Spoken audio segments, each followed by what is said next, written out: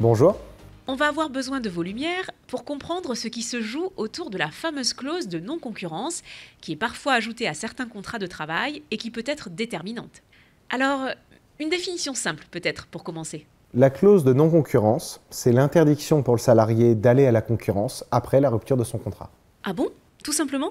Mais alors, on pourrait se dire que n'importe quel employeur peut recourir à cette clause. Et ce n'est pas le cas. Évidemment non.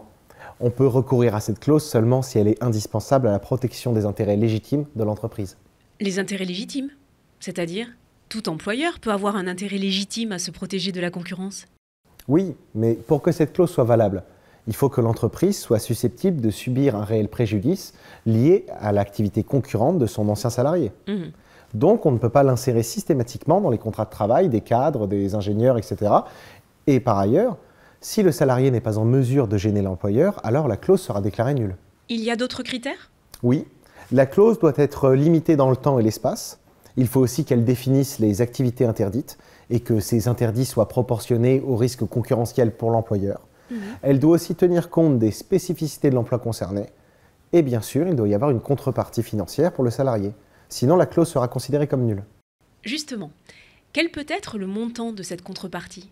Le montant est fixé librement par les parties, sauf si la convention collective prévoit des dispositions sur ce point.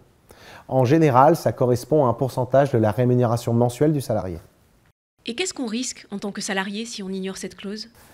Si l'employeur arrive à prouver qu'il y a eu violation de cette clause, alors le Conseil des prud'hommes peut condamner le salarié à mettre fin à sa nouvelle activité, voire à payer des dommages et intérêts à son ancien employeur.